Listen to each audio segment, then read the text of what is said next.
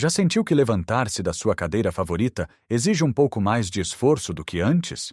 Ou que carregar os sacos das compras do supermercado, que antes trazia sem pensar, agora parece uma tarefa de Hércules? Esta sensação de fraqueza, de que o nosso corpo já não responde como antigamente, é uma realidade dolorosa para muitos de nós depois dos 60. É uma perda silenciosa que se instala devagarinho, roubando-nos a força e, com ela, um pouco da nossa independência. Sentimos que estamos a perder a batalha contra o tempo. Mas e se eu lhe dissesse que grande parte desta perda não é uma sentença inevitável? E se lhe dissesse que podemos não só abrandá-la, mas até mesmo revertê-la com pequenas mudanças nos nossos hábitos diários? O segredo não está em poções mágicas ou em regimes de exercício esgotantes, mas sim em compreender o nosso corpo e dar-lhe aquilo de que ele precisa. Neste vídeo, vamos descobrir juntos alguns hábitos simples e alimentos deliciosos que podem ajudar a reconstruir a força que pensava ter perdido. E vamos começar por um erro muito comum, quase invisível, que muitos de nós cometemos todas as manhãs com uma das bebidas mais queridas em Portugal. Fique comigo até o final, porque o que vou partilhar pode realmente surpreendê-lo e mudar a forma como encara as suas manhãs. Vamos então diretos ao assunto. Aquele cheirinho a café pela manhã é quase um ritual sagrado, não é?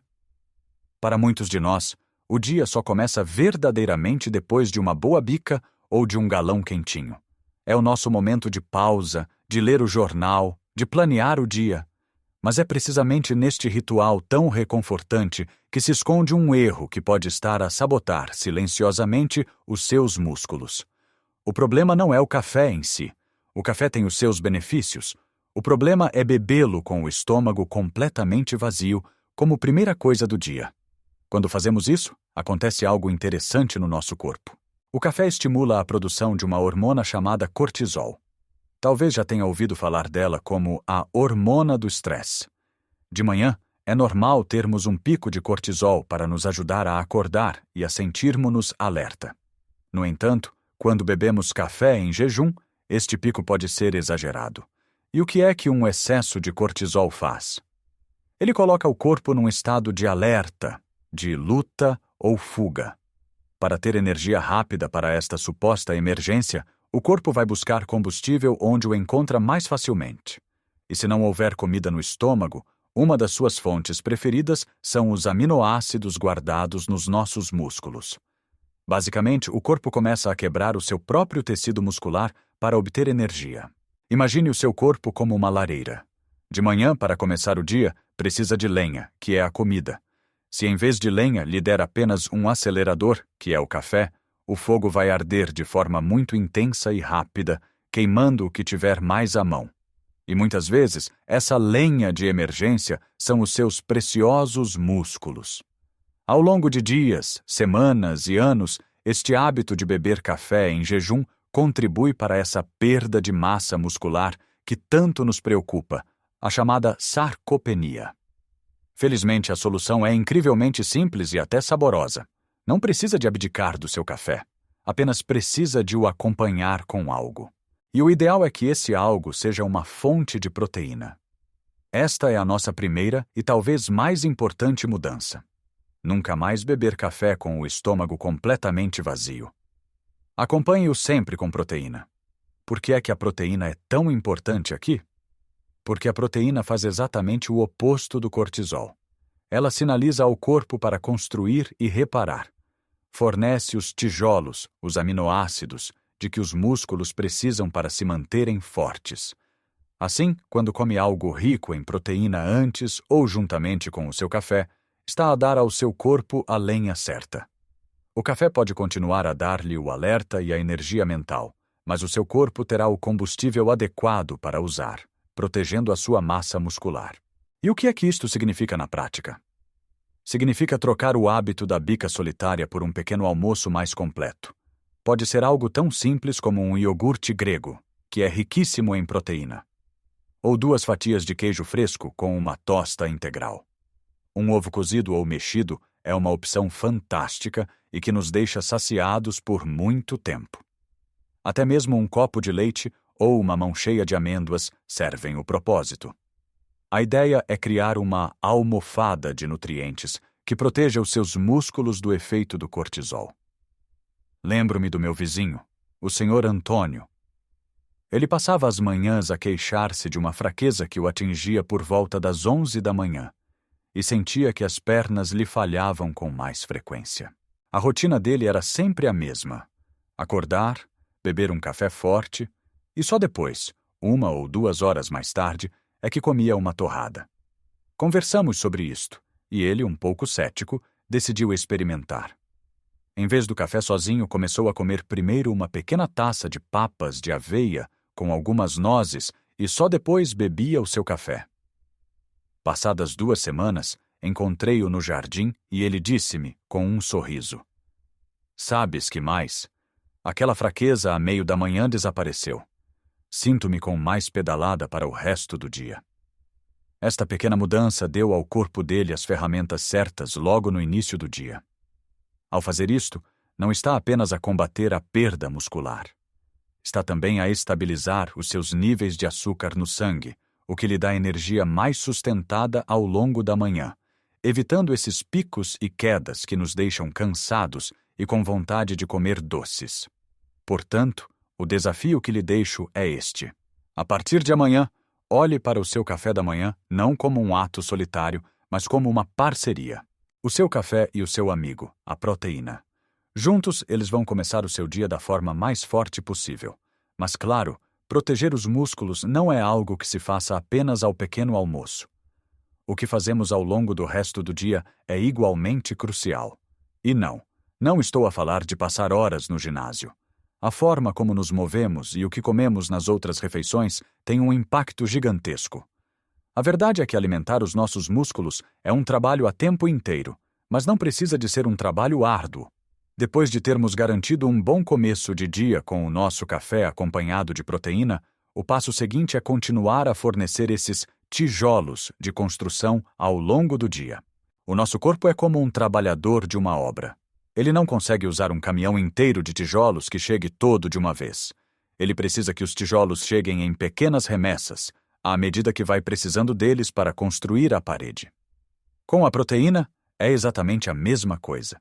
É muito mais eficaz consumir quantidades moderadas de proteína em cada refeição do que comer um bife enorme ao jantar e quase nada durante o resto do dia. Pense em espalhar a sua dose de proteína pelo almoço, lanche e jantar. Vamos olhar para o nosso prato típico de almoço. Muitas vezes damos protagonismo ao arroz, à massa ou às batatas. Não há nada de errado com eles, são a nossa fonte de energia. Mas precisamos de garantir que a proteína também tem um lugar de destaque. Em vez de uma pequena posta de peixe perdida no meio de um monte de batatas cozidas, vamos equilibrar as coisas. Uma boa posta de salmão ou de bacalhau, umas sardinhas ou carapaus grelhados, um bife de frango ou de peru. Estes devem ocupar cerca de 1/4 do seu prato. E não se esqueça das leguminosas, os tesouros da nossa dieta mediterrânica. Adicionar uma colher de grão de bico à sopa, um pouco de feijão frade à salada ou fazer um bom prato de lentilhas são formas econômicas e deliciosas de aumentar a proteína. E depois vem aquela hora, à meio da tarde, a hora do lanche. É aqui que muitas vezes caímos na tentação de um bolo ou de bolachas, que nos dão uma subida rápida de açúcar, seguida de uma quebra igualmente rápida. E se trocássemos isso por um lanche que realmente alimenta os nossos músculos, um punhado de tremoços, por exemplo, é um petisco tão nosso e uma fonte fantástica de proteína. Um iogurte natural, umas fatias de queijo ou de paio, ou até mesmo um punhado de amêndoas ou nozes. São opções que nos vão deixar saciados até a hora do jantar e que continuam a fornecer matéria-prima para os nossos músculos. Ao jantar, a tendência pode ser para refeições mais leves, o que é ótimo. Mas leve não tem de significar pobre em nutrientes. Uma sopa rica pode ser um jantar completo. Pense numa sopa de peixe bem apaladada, ou num creme de legumes ao qual pode adicionar um ovo cozido picado ou um pouco de frango desfiado. É reconfortante, fácil de digerir e cumpre a sua missão de nutrir o corpo. Agora, alimentar os músculos é uma parte da equação. a outra é usá-los. Os nossos músculos funcionam sob um princípio muito simples: usa-os ou perde-os. Se não lhes dermos um motivo para existirem, o corpo, que é muito eficiente, vai simplesmente desfazê-los.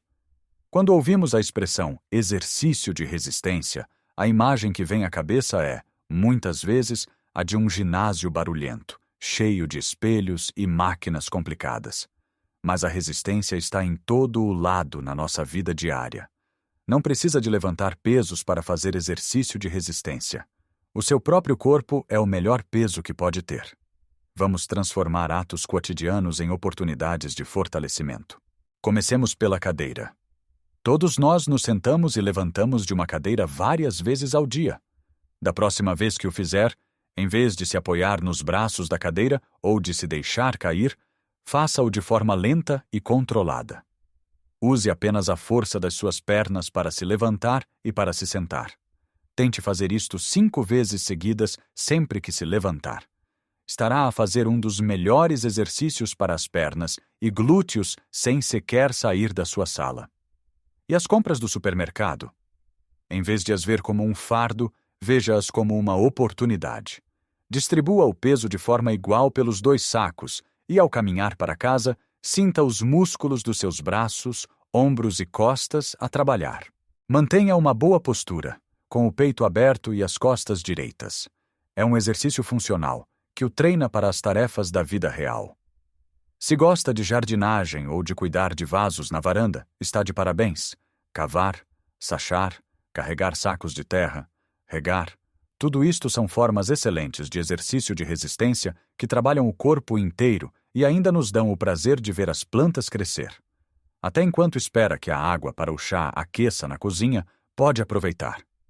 Encoste-se à parede com os pés um pouco à frente e deslize as costas para baixo, como se fosse sentar-se numa cadeira invisível, até os seus joelhos formarem um ângulo de 90 graus. Aguente nessa posição por 20 ou 30 segundos. Vai sentir os músculos das coxas a queimar. Isso é um sinal de que eles estão a trabalhar, a ficar mais fortes. A chave é mudar a nossa mentalidade.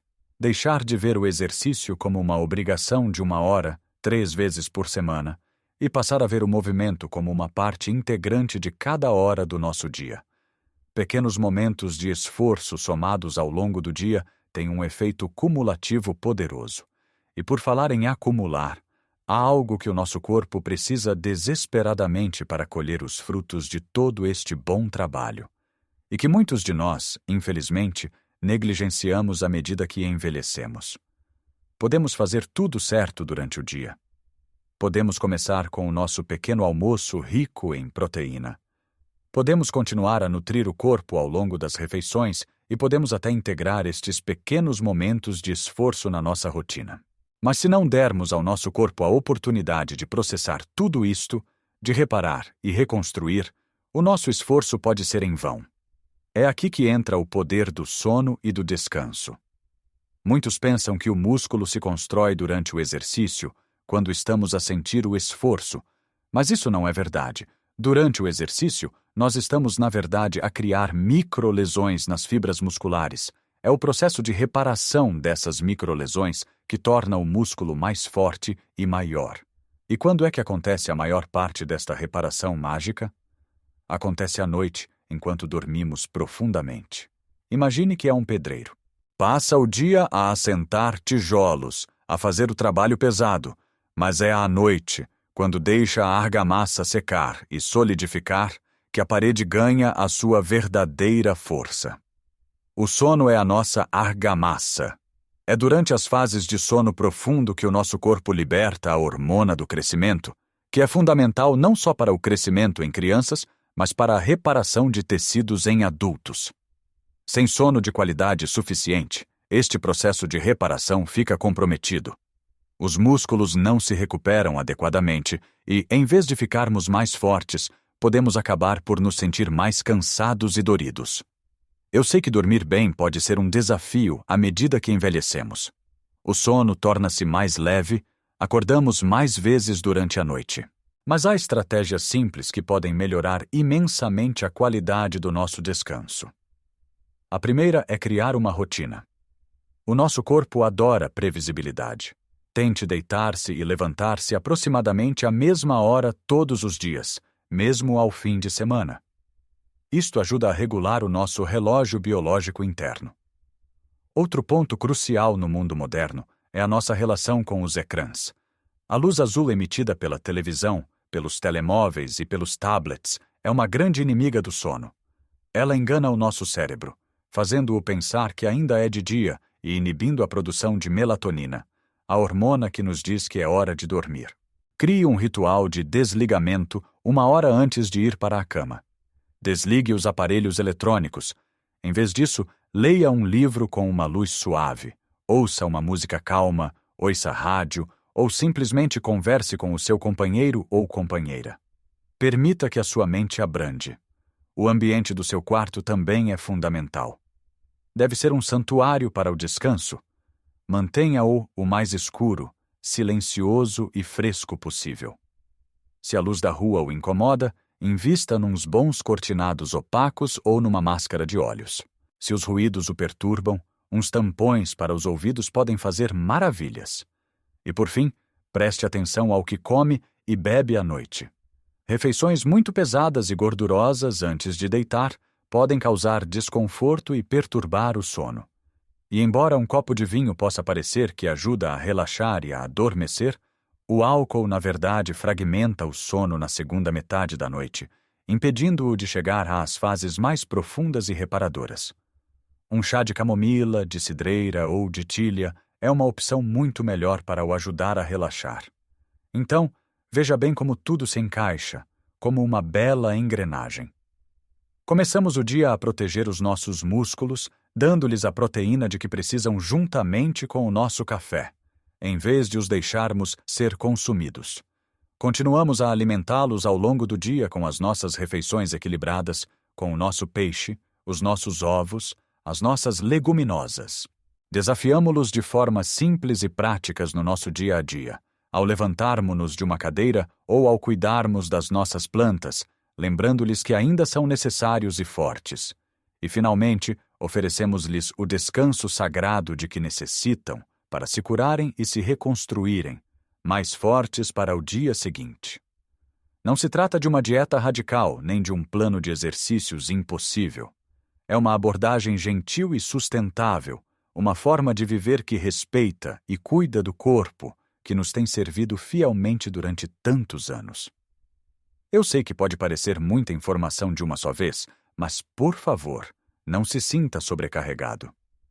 Não precisa de mudar tudo da noite para o dia. A beleza disto está na simplicidade. Comece com uma coisa. Talvez amanhã de manhã, o seu único objetivo seja comer um iogurte antes do seu café. Apenas isso. Observe como se sente. Na semana seguinte, talvez possa tentar adicionar o exercício de se levantar da cadeira sem ajuda. Pequenos passos, dados de forma consistente, são os que nos levam mais longe. A força não se foi para sempre, ela está apenas adormecida, à espera que a acorde com carinho e consistência. Gostaria muito de saber a sua opinião e as suas experiências. Qual destes hábitos lhe pareceu mais interessante ou mais fácil de aplicar na sua vida? Já conhecia este erro comum do café? Ou talvez tenha uma dica sua para partilhar sobre como se mantém forte e ativo? Por favor, deixe um comentário abaixo. A partilha de histórias e de sabedoria é uma das coisas mais valiosas que temos, e aprendemos todos uns com os outros nesta comunidade. Se achou esta nossa conversa útil e se ela lhe trouxe alguma inspiração, peço-lhe que deixe um gosto no vídeo. É um gesto simples, mas que ajuda imenso a que esta mensagem possa chegar a mais pessoas que, tal como nós, procuram viver com mais saúde e vitalidade. E claro, se ainda não o fez, convido-o a subscrever o canal e a ativar as notificações para não perder os nossos próximos vídeos. Vamos continuar juntos a explorar formas de fazer desta fase da nossa vida a melhor de todas. Lembre-se sempre, a idade é um facto, mas a forma como envelhecemos é uma escolha. E a cada dia, com cada pequena decisão, podemos escolher a força, a energia e a alegria de viver. Cuide bem de si. Você merece todo o cuidado e respeito. Um grande abraço e até a próxima.